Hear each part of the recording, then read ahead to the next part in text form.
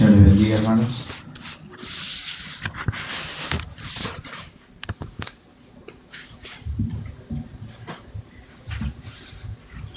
Si yo les preguntara a ustedes, a cualquier persona de acá, ¿qué es lo que nosotros buscamos en la vida? ¿Qué es lo que a nosotros nos parece más importante? Probablemente, porque se lo estoy preguntando en el medio de un sermón, todos dirían que lo más importante es Dios. Ahora, si nosotros vamos a la calle, nos vamos de acá a 2 cuadras a la avenida y empezamos a parar a la gente y preguntarle qué es lo más importante para ellos, algunos nos dirían que lo más importante es la familia, otros hablarían del amor, ¿sí? Depende de lo que cada uno esté necesitando, ¿no es cierto? Pero una persona que está sola nos va a decir, me gustaría encontrar el amor, encontrar a alguien que me quiera, con quien poder compartir la vida. Algunos dirían el éxito, ¿sí? Ha puesto su foco en desarrollarse en ese sentido. Yo he estudiado mucho, me he preparado, me gustaría triunfar en aquello para lo cual me estoy preparando, ¿sí? Pero si tuviéramos que sintetizar qué es lo que todos buscamos ser felices. ¿Sí o no? Eso es lo que queremos, ser felices, todos. Probablemente las diferencias vengan de que nosotros tenemos distintos conceptos de qué es la felicidad, de qué es lo que representa la felicidad para cada uno de nosotros. Me gustaría compartir con ustedes una porción de las Escrituras que está en el Evangelio de Mateo. El primer Evangelio,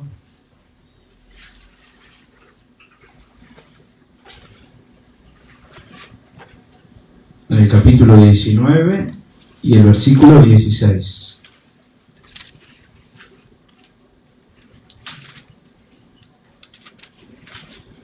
(19, 16). ¿Qué título tiene ahí?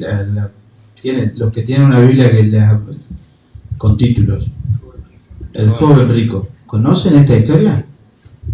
¿Sí? La mayoría la ha leído. Esta historia aparece contada en 3 de los 4 evangelios. Y aparece en Marcos, aparece en Lucas y aparece en Mateo. Vamos a seguir el texto de Mateo, pero por ahí voy a hacer referencia a algunos datos, a algunas cuestiones que me ayudó a entender mejor esto, cualquiera de los otros 2 evangelios. ¿Leemos, le parece? Voy a leer. Yo estuve estudiando con una versión de la Biblia que se llama la Biblia de las Américas, que suele no diferir demasiado de la Reina Valera, que es la que la mayoría tiene. Y dice, y aquí se le acercó uno y dijo, Maestro, ¿qué bien haré para obtener la vida eterna? Y él le dijo, ¿por qué me preguntas acerca de lo bueno? Solo uno es bueno. Pero si deseas entrar en la vida, guarda los mandamientos. Él le dijo, ¿cuáles? Y Jesús respondió, no matarás, no cometerás adulterio, no hurtarás, no darás falso testimonio, honra a tu padre y a tu madre, y amarás a tu prójimo como a ti mismo. El joven le dijo, todo esto lo he guardado, ¿qué me falta todavía? Jesús le dijo, si quieres ser perfecto, ve y vende lo que posees y da a los pobres y tendrás tesoro en los cielos. Y ven, sígueme. Pero al oír el joven estas palabras, se fue triste, porque era dueño de muchos bienes. Y Jesús dijo a sus discípulos, en verdad os digo que es difícil que un rico entre en el reino de los cielos. Y otra vez os digo que es más fácil que un camello pase por el ojo de una aguja que el que un rico entre en el reino de Dios. Al oír esto, los discípulos estaban llenos de asombro y decían, entonces, ¿quién podrá salvarse? Pero Jesús, mirándolos, les dijo, para los hombres eso es imposible, pero para Dios todo es posible. Amén. Oremos. Padre, damos gracias por esta palabra. Te rogamos que nos ayudes a escudriñarla con un corazón abierto, sincero y buscándote a vos, Señor. Que nos hables en esta mañana y que podamos, Señor, aprender mucho más de vos. Que nos gocemos en tu amor y en tu misericordia sobre nuestras vidas y que corrijamos en nosotros aquellas cosas que tu Espíritu Santo nos esté mostrando y nos va a ayudar a cambiar y mejorar. Te rogamos, Señor, por esta palabra que sea sembrada en nuestros corazones y que dé fruto, Señor, que dé fruto en nuestras vidas sobre todas las cosas. Ayúdame y bendíceme, Señor, para ser fiel a lo que vos decís en tu palabra. Amén. Mire, vemos ahí un joven. Acá no se nos da algunos detalles que traigo de los otros evangelios, que les voy a decir. Primero, el joven llega corriendo, eso dice Marcos. Y Lucas también nos dice que no era cualquier joven, que era un principal de la sinagoga. Un principal, dice. De acuerdo a la versión que ustedes lean, van a encontrar distintos términos para referirse. Pero en aquella época, los judíos tenían como centro religioso, pero también social y político, la sinagoga. Esa persona era una persona joven, una persona que era importante en su sociedad y una persona que estaba en la sinagoga, era una persona que sabía de las escrituras. ¿Sí? Si nosotros pensamos en lo que significaba en aquella época ser feliz y contar con el favor de Dios, este muchacho tenía todo para ser feliz. Sorprende que este chico venga y le pregunte eso al Señor, que sea justo esta persona la que venga a preguntarle al Señor: Maestro, ¿cómo hago? ¿Qué hago yo para obtener la vida eterna? Había tres cuestiones, digamos, o tres aspectos de la vida de una persona que los judíos miraban para ver si esa persona tenía el favor de Dios. Si una persona tenía esas tres cosas, digamos, ellos pensaban que Dios estaba con esa persona. Primero, la salud. Muchas veces pensaban los judíos que los problemas de salud, alguien que tuviera un problema en el ojo, un ciego o lo que sea, era un castigo de Dios por el pecado, sea de esa persona o de sus padres. Entonces, si vos eras sano, Dios no te estaba castigando, o sea, contaba con el favor de Dios. Otra de las bendiciones de Dios eran los hijos. Los hijos eran una señal de la bendición de Dios. No dice la Escritura que este hombre tuviera hijos, nos dice que joven, probablemente ni siquiera estuviera casado. Cuando hablamos de joven hablamos de menos de 40 años, que era la edad aproximada en la que un hombre judío se casaba. Probablemente sea aún más joven que eso. ¿Sí? 30 años, la edad de Brunito. A esa edad ni siquiera todavía estaban pensando en casarse. Y la otra señal era la bendición económica, la prosperidad. Que una persona tuviera bienes era visto como una señal, una evidencia de que esa persona tenía el favor de Dios.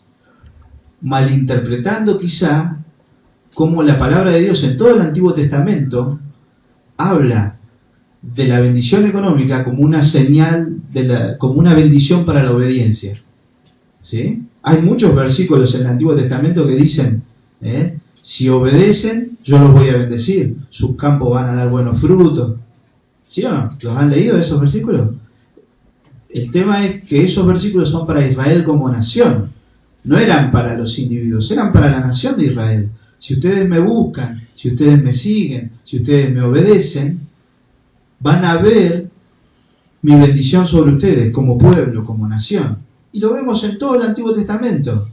El pueblo de Israel se alejaba y la tierra tenía problemas, sus enemigos se enseñoreaban de ellos y ellos estaban lejos de Dios y había decadencia moral.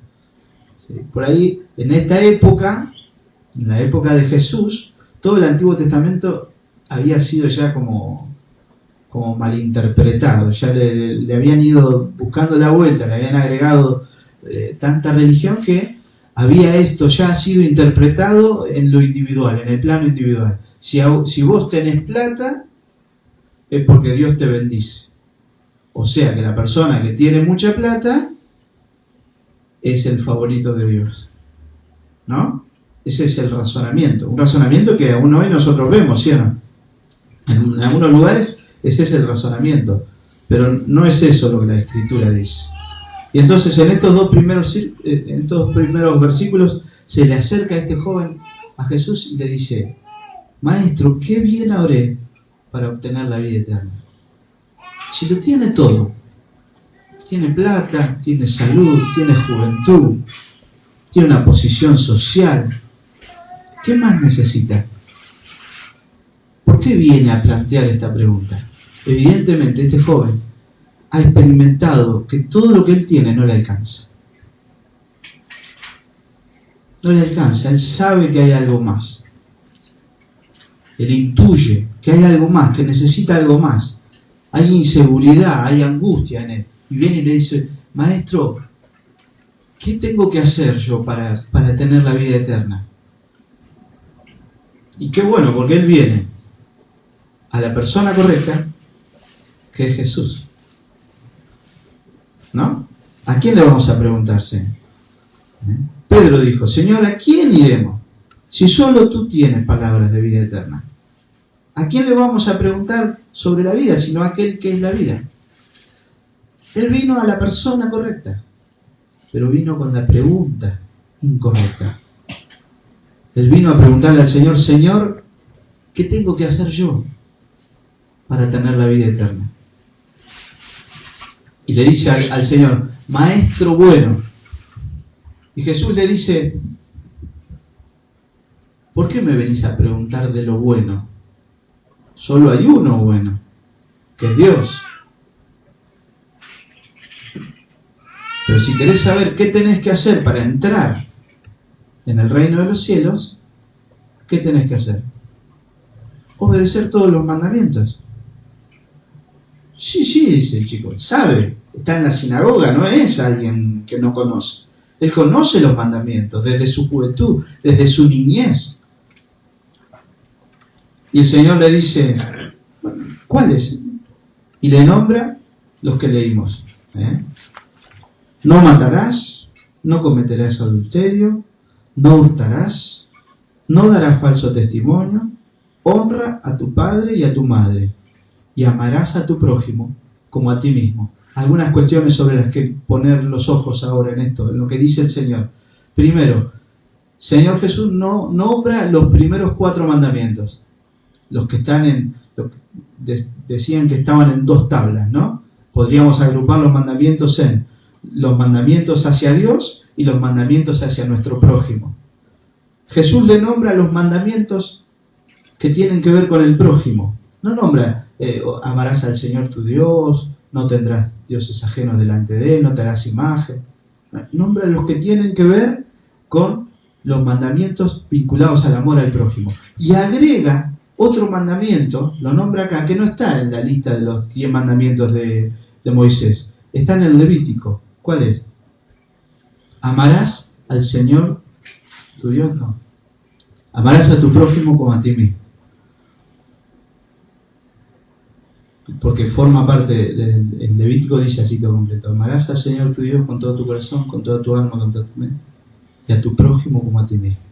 Esta última parte del mandamiento, a tu prójimo como a ti mismo, el Señor la agrega como una síntesis de todos estos mandamientos. Y el chico agarra y dice: ya está, ya lo hice eso yo. Yo ya está, ya amo a todos. No. Él dice: todos estos yo ya los conozco. Ya los obedecí, yo ya estoy con esto entonces. Pero ¿por qué sigo sintiendo angustia? ¿Por qué yo tengo que venir a preguntarte esto? Si es eso todo lo que hay que hacer, ya está, yo ya lo hice. Ya lo hago, ya lo obedezco. ¿No hay más? ¿Es esto solo? para conocer a Dios, para entrar al reino de los cielos. ¿Solo esto?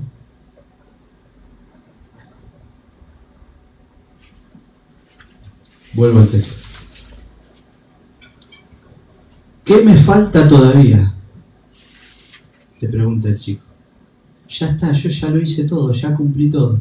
¿Qué me falta? Si nosotros miramos el pasaje anterior, los pasajes anteriores, y el libro de Mateo en general, el libro de Mateo nos muestra a Jesús como el cumplimiento de todo el Antiguo Testamento. Y en el libro de Mateo se ve especialmente a Jesús explicándonos la ley nuevamente. ¿Qué es lo que dice la palabra de Dios? Porque los fariseos en aquella época habían hecho todo un sistema de leyes chiquititas, de órdenes chiquititas, y habían tergiversado lo que la palabra de Dios decía. Y Jesús se nos muestra acá como el verdadero intérprete de la ley. Él es el que nos dice: ustedes han transformado esto que dice la Escritura en esto otro, que no tiene nada que ver con lo que dice la Escritura. La han torcido. Y Él apunta al centro del mensaje del Señor. Jesús, con estas preguntas que le va haciendo, lo lleva de vuelta a lo que la palabra de Dios nos dice. Lo importante no es la cáscara. Lo importante no son estos mandamientos chiquititos a los que los fariseos le daban tanta atención. Si vas a comer, te tenés que lavar tantas veces las manos. Si vas a orar, tenés que orar en tal lugar, tenés que orar así, con estas palabras. Tenés que atarte las filacterias con tantas vueltas del cuero alrededor de la mano. Porque eso de última es fácil. Eso es superficial. Y aunque es difícil, puede hacerse. Si nosotros tuviéramos, 200 reglas chiquititas acá, y eso fuera el parámetro para nosotros medir la santidad.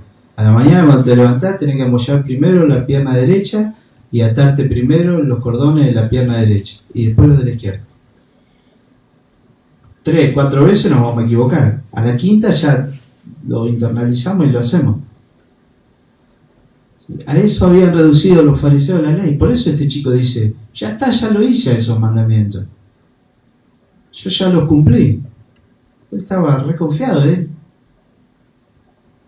Pero él no estaba mirando su vida a la luz de la palabra de Dios, de lo que la palabra de Dios nos dice. Porque si no, jamás hubiera podido decir: todo esto lo he guardado. Si nosotros nos miramos en la palabra de Dios, en el espejo de Dios, ¿qué es lo primero que vemos? Incluso si nosotros examinamos nuestras vidas a la luz de los 10 mandamientos, simplemente, ¿podemos decir: sí, los guardamos? No. Hay un hermano, no me acuerdo cómo se llama, Ray Comfort me parece que se llama, ¿no?, que evangeliza de esa forma. Él va, recorre las calles y habla con las personas, ¿no? Y tiene que ver con esto del joven rico, de cómo nosotros, no quiero adelantarme, pero cómo nosotros a veces pensamos que somos buenos, ¿no? Y él le dice: ¿me dejás hacerte como un examencito? Y empieza con los 10 mandamientos. ¿Sí? Uno de los mandamientos: no robarás. ¿Nunca, jamás robaste nada? Nunca, nunca, nunca. En la escuela primaria yo ya me quedaba con goma de algún compañerito, ¿sí?, o un lapicito, ¿te gustó el lápiz? Y el otro tenía un lápiz y se lo olvidó en el escritorio. Venga, a mi cartuchera. Y así con todo. Y nosotros más grandes por ahí a veces. ¿Quién de nosotros puede decir: yo nunca robé? Ninguno de nosotros. Yo nunca envidié. No vamos a pedir ejemplo. ¿Pero quién puede decir: yo nunca envidié? ¿Vos no podés decir eso, Cori? Yo tampoco. Ninguno de nosotros. ¿Nunca envidiaste a nadie? Dichosa vos. ¿Alguno de los otros mandamientos sí rompiste? Bueno, yo rompí todos. Los 10. Y no una, varias veces. ¿Sí o no? Sí, porque por eso decimos que Jesús es el intérprete de la ley. ¿Quién mató a alguien acá? ¿Ninguno de nosotros mató a nadie? Todavía no. ¿Todavía no? Hay un mandamiento que dice no matarás. Y ninguno de nosotros mató a nadie. Pero el Señor Jesús le dice, ustedes no lean la letrita y se queden con eso nada más. Ustedes vean qué es lo que está diciendo ahí. Y dice, vosotros habéis escuchado que dice, no matarás. Pero yo os digo que aquel que mira con odio a su hermano, aquel que le dice estúpido a su hermano, ya es un homicida en su corazón.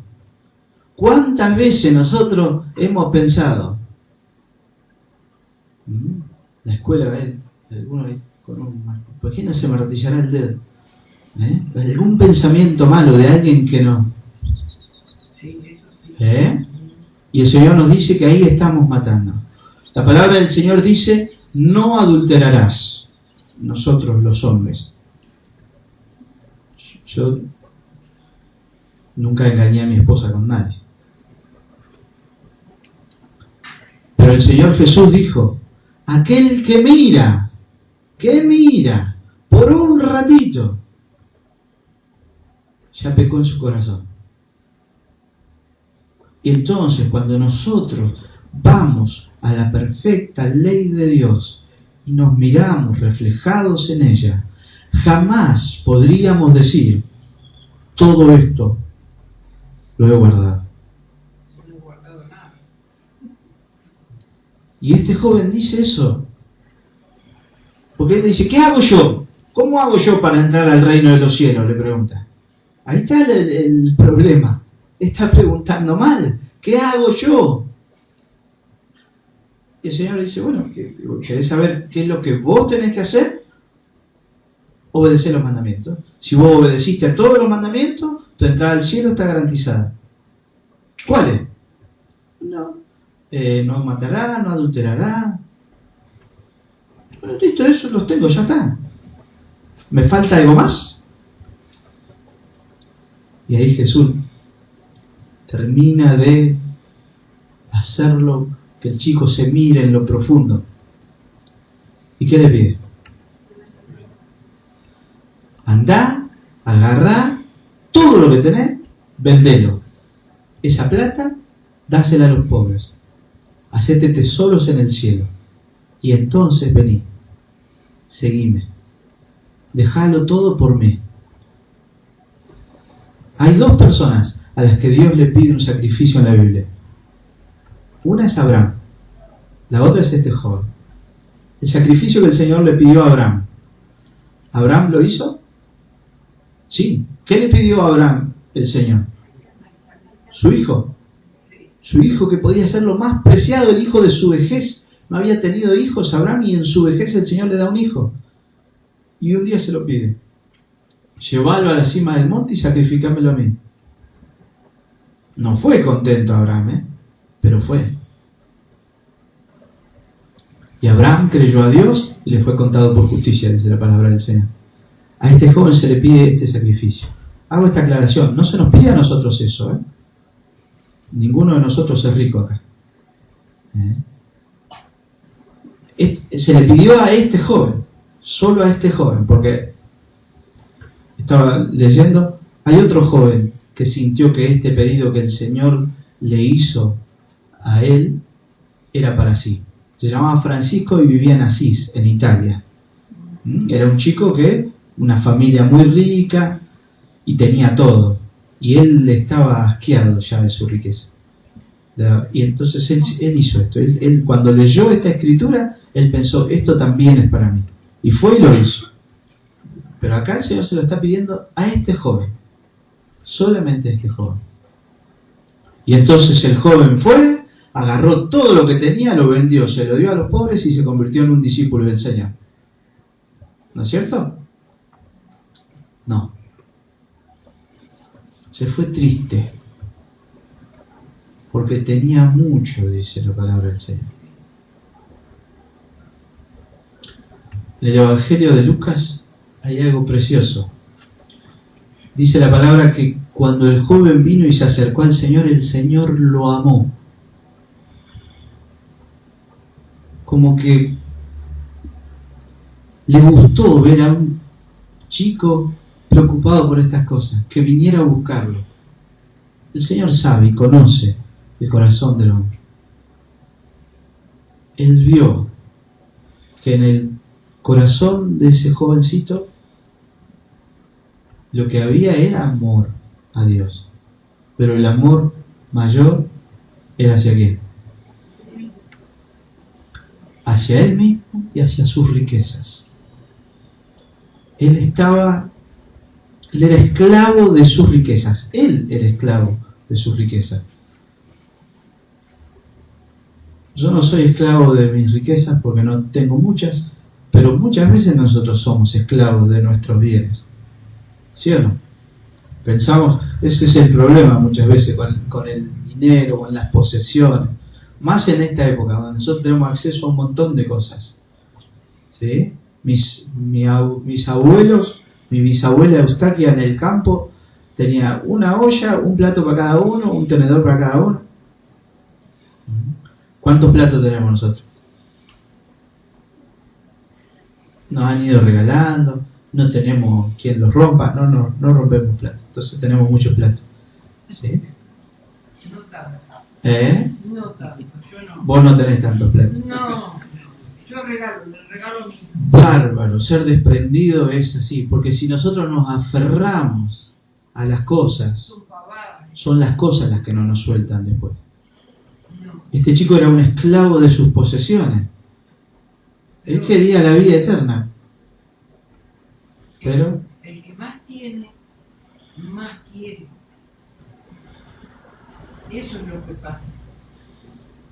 El que más tiene, más quiere. Y sí, pero ¿por qué? Porque las cosas se adueñan de uno. El dinero se adueña de uno. Y uno termina siendo un esclavo de eso. Y eso le pasó a este chico. Aparte, recordemos lo que dijimos en el principio. ¿Cómo era este chico? Era joven, exitoso. Era un chico devoto.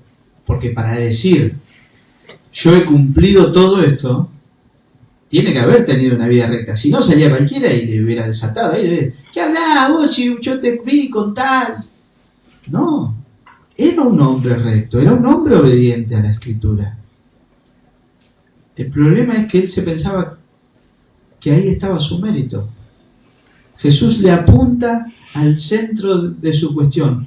No alcanza, nunca va a alcanzar lo que vos puedas hacer, lo que vos puedas tener. El problema de este chico era su confianza en sí mismo. Por eso el chico va y dice, ¿qué puedo yo hacer? Y Jesús le dice, hay uno solo que es bueno, y es Dios. Pero si vos querés entrar, tenés que obedecer los mandamientos. ¿Cuál? A ver, ¿cuál? Esto. Ya está. ¿Hay más? Y ahí el Señor le dice, todo lo que tenés, anda, vendelo, dáselo a los pobres, vení y seguime.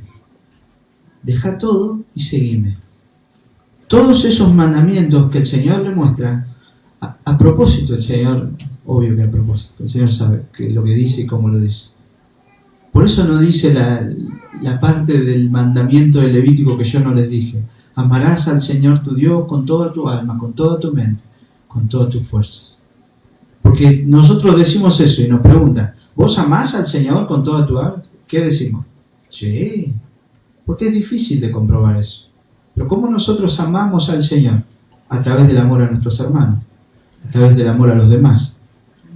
Y eso sí es más tangible, es más comprobable.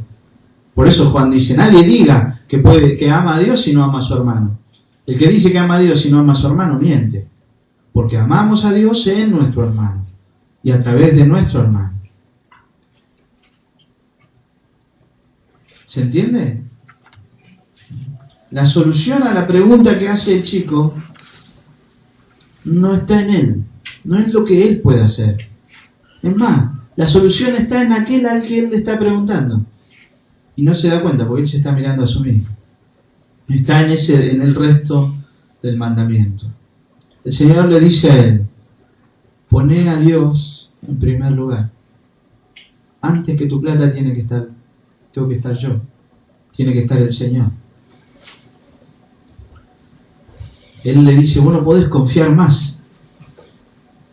Tu problema está en que vos confías en que vos obedecés los mandamientos, en que vos confías que con lo que vos tenés ya está. Y recién Jesús acaba de hablar a los niños, ¿sí? Recién se acercaron unos niños y los discípulos dijeron: no, y el Señor dijo: déjenlos venir a mí. ¿Por qué? Porque de los tales es el reino de los cielos. Y en verdad les digo que si alguno quiere ser parte del reino de los cielos, se tiene que hacer como un niño. ¿Como un niño en qué sentido? En confiar plena, total y completamente en Dios. No en lo que nosotros podemos hacer, sino en lo que Él hace. Eso es lo que le pide el Señor. Y lo que el joven no puede. Y entonces se va. Se va triste. Se va rico. Sigue rico. En bienes, en posesiones. Pero le falta lo más importante. Le falta el Señor. Y ahí el Señor reflexiona y dice: qué difícil que es que un rico entre en el reino de los cielos. Por este amor al dinero que suelen tener. No todos. Porque el Señor dice: es difícil. Pero después agrega y le da una vuelta de tuerca. En serio les digo, es más fácil hacer pasar un camello, que es un bicho así de grande, por el ojo de una aguja, que un rico entre en el reino de los cielos. Yo lo he escuchado explicado de muchas formas, de cosas raras. No. Un camello pasar por el ojo de una aguja, así de sencillo. ¿Se puede? Nosotros no conocemos los camellos. Una vaca, vamos al campo, llevamos una aguja. La aguja más grande que tengamos, esa de coser lana. Pero esa que usas vos. Que tienen el agujero grande. ¿Pero podemos hacer pasar una vaca por ahí adentro? No. Entonces los discípulos dicen: si este no puede, no es apto para el reino de los cielos, entonces ¿quién puede ser apto para el reino de los cielos? Y el Señor contesta: para los hombres es imposible. Pero lo que para nosotros es imposible, para Dios es posible. Los discípulos no entendieron todo ahí. Lo entenderían más tarde. Cuando Cristo hizo posible lo que era imposible. Los ojos del joven rico estaban en la tierra, en sus posesiones. Por eso el Señor le dice: hacete tesoros en el cielo. El Señor Jesús muchas veces nos dijo eso: no se hagan tesoros en la tierra, donde la polilla y el orín corrompen. Háganse tesoros en el cielo. Lo que este joven necesitaba entender, lo que nosotros también necesitamos entender, es que para nosotros es imposible. Pero para Dios sí es posible. Hay dos lecciones que encuentro en esta historia. La primera, quiero aprender a confiar en el Señor. A saber que yo no puedo hacer nada para entrar al reino de los cielos. ¿Quién lo hizo todo? El Señor Jesús. ¿Dónde lo hizo? En la cruz. En la cruz, Él nos abrió la entrada al reino de los cielos. Porque Él pagó una cuenta que nosotros ni en 1.000.000 de años podríamos pagar. Ayer llegó la boleta de gas a casa. La puedo pagar. Sí. Pero imagínense ustedes, si yo llego y miro la boleta y dice 14 millones de pesos. ¿La puedo pagar? No. Imposible. No puedo. Pero de última, si yo me la rebusco, capaz que la puedo pagar. Si se demuestra que hubo un error, etc., capaz que la municipalidad me da un subsidio y, digamos, sería complicado, pero se puede. Pero hay una deuda que nosotros ni con la ayuda de nadie podíamos pagar. Y era la deuda de nuestro pecado. Porque para entrar al reino de Dios, ¿qué es lo que no tiene que haber en nosotros? Pecado. ¿Y cómo hacemos nosotros para pagar por nuestro pecado? ¿Oramos más? ¿Damos más plata? ¿Nos portamos bien todo lo que podamos? No alcanza. Son caramelos para pagar esa cuenta. Pero hubo uno que la pagó. Y la pagó en la cruz. Él pagó el precio por nosotros. Por eso, nosotros, dice la palabra de Dios, que somos salvos por gracia, para que ninguno de nosotros se gloríe. Ninguno de nosotros puede decir, yo estoy en esta iglesia escuchando la palabra de Dios, porque Dios me miró a mí y vio que yo era mejor que el vecino de al lado. Casa por medio de mi casa hay un hombre con quien yo comparto el Evangelio. Muchas veces le he hablado, lo he invitado, él siempre dice, algún día voy a ir, algún día voy a ir. Es mi oración que algún día él pueda venir a este lugar. Mientras tanto yo comparto el Evangelio. ¿Por qué él no está sentado acá y yo sí? ¿Porque yo era mejor? Por gracia No. de Dios. Eso es la gracia de Dios. Ninguno de nosotros puede agrandarse. Gloriarse significa eso. Si alguno se gloría, glóriese en la cruz de nuestro Salvador, dice Pablo. ¿De qué nosotros no podemos alegrar? ¿De qué nosotros podemos decir, yo estoy contento por esto en mi vida? De que el Señor murió por mí. De que Él pagó el precio por mi pecado. De que Él me amó. Porque si dependiera de mí, el día que yo me levanté y anduve más o menos bien, pensaría que ya tengo el pasaje al cielo comprado. Pero el día que alguien me hizo enojar y yo contesté mal, mi corazón se llenaría de angustia y diría, ¿y ahora? Si el Señor viene ahora, me quedo. Muchas veces hemos visto esta forma de pensar. Porque si depende de nosotros, ni siquiera el que se levantó confiado diciendo, hoy sí, ni siquiera sí. Porque precisamente ese es uno de los impedimentos. El pensar que yo sí puedo.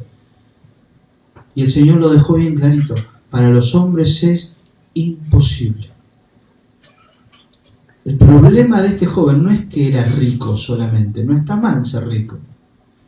El problema era que las riquezas eran el centro de su vida, lo más importante. Y esas riquezas, esa posición, le habían dado tal confianza en sí mismo, que él fue y le preguntó al Señor, ¿qué tengo que hacer yo? ¿Qué puedo hacer yo para entrar al reino de los cielos? La palabra de Dios no nos dice si alguna vez él después entendió esto y fue un discípulo del Señor. No lo dice la Escritura, no lo podemos suponer. Pero en ese momento él se fue, rico pero pobre.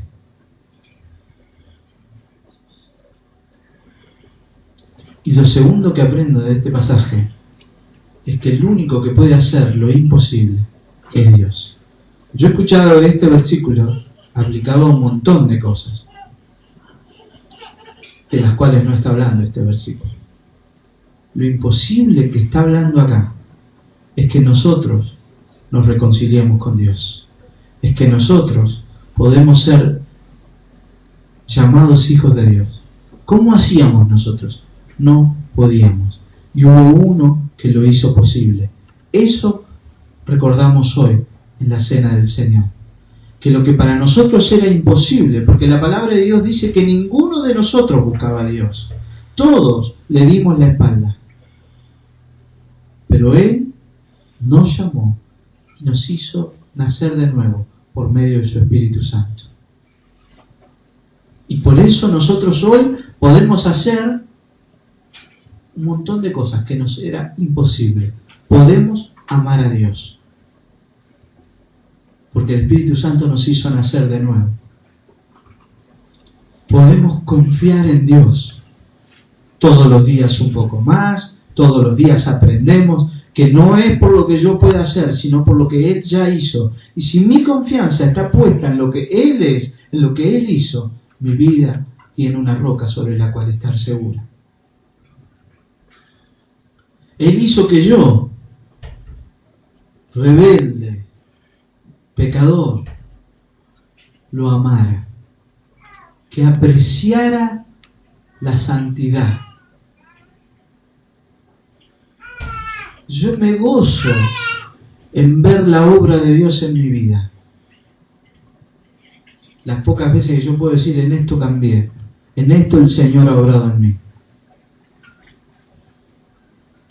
Me entristezco al ver cuánto todavía me falta, pero confío en que la obra es de Él, porque para mí es imposible. Pero Él hizo lo imposible. Él nos abrió la entrada delante de la presencia misma de Dios, donde cualquier hombre que osara entrar caería muerto. Y nosotros hoy podemos orar y saber que nuestras oraciones llegan a la presencia de Dios. ¿Por qué? Porque la Biblia lo dice así. Podemos saber que Él nos ama. ¿Por qué? Porque la Biblia lo dice así. Esto es lo que hizo el Señor posible. Amén. Déjenme terminar con algo que escuchaba en estos días y me ayudó a entender mejor esto. Hay un pastor que se llama John Piper. ¿Lo han escuchado alguna vez? Es de los Estados Unidos. Probablemente sea uno de los que más me gusta escuchar. Él nació en una casa cristiana y él desde chiquito entendió el concepto de lo que era pecar. Y por lo tanto aprendió que había un cielo y había un infierno. Y sabía que el destino de los pecadores era el infierno. Y sabía que había un Dios que quería ser honrado, adorado y servido. Y él se debatía entre estas dos opciones. ¿Qué hago? ¿Sirvo a Dios? ¿Honro a Dios con mi vida? ¿O soy feliz? Él pensaba que había esos dos caminos. Ser feliz, ¿sí? Hacer lo que a mí me gusta, ser feliz. O la otra opción era servir a Dios, seguir a Dios. Como si el vivir en esta tierra una vida aburrida y santurrona fuera la forma de pagar para la otra. No sé si se entiende. No es así. Más vale que no es así. Puedes ser feliz y amar a Dios. Tenés que ser feliz al amar a Dios. Él entendió que estos dos caminos que él pensaba que existían, no eran en realidad incompatibles. Hay una frase que él dice: Dios es más glorificado en mí cuando yo más satisfecho estoy en Él. Lo que el joven no entendió es que los tesoros que él tenía en la tierra iban a desaparecer, pero que había un tesoro más precioso, que era Cristo.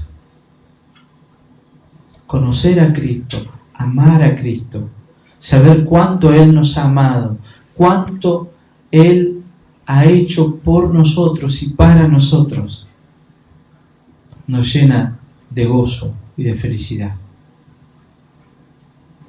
Nosotros honramos y glorificamos a Dios gozándonos en Él. Y el gozo que el Señor da es un gozo perpetuo y un gozo que va más allá de las circunstancias. Que nosotros recordemos siempre esto y vivamos siempre con estas dos verdades en nuestro corazón. Para nosotros es imposible. Él lo hizo posible. No hay nada que yo pueda hacer. Él lo hizo todo. Y ahí está el desafío, porque nuestra tendencia siempre es a pensar que yo lo puedo hacer, que yo lo tengo que ganar de alguna forma. Y no puedo.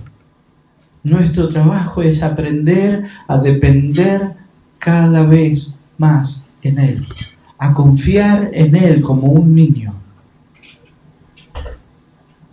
Confiar en Dios, creer en Dios, tener fe en Dios, implica esto. Para confiar en Él, tengo que dejar de confiar vanamente en mí. Porque Él lo hizo todo y yo no puedo hacer nada. Porque Él me amó antes de que yo lo amara. Él me amó tanto que envió a su Hijo Jesús a morir en una cruz por mí. Él hizo posible lo que para mí era imposible. Y Él era el único que podía hacer. Amén. Padre, gracias. Gracias te damos, Señor, por tu Hijo Jesús. Porque vos enviaste a Señor Jesús a morir en una cruz por nosotros, haciendo posible lo imposible. Gracias, Señor, porque desde el principio de los tiempos vos miraste nuestras vidas y nos escogiste para ser tus hijos. Gracias, Señor, porque nos has amado con un amor eterno y sublime. Nos hiciste nacer de nuevo por tu Espíritu Santo. Nos hiciste tus hijos, nos adoptaste en tu familia, Señor. Nos hiciste herederos de tu reino. Porque sí, porque así te gustó hacerlo. Gracias te damos, Señor. Ayúdanos a vivir confiados en esta verdad todos los días. Ayúdanos a que nuestro corazón siempre, todos los días, manifieste agradecimiento por todo lo que vos sos, todo lo que has hecho, por, para y en nosotros. Gracias, Señor, por rescatarnos, por darnos vida, por amarnos así. En el nombre de Jesús. Amén.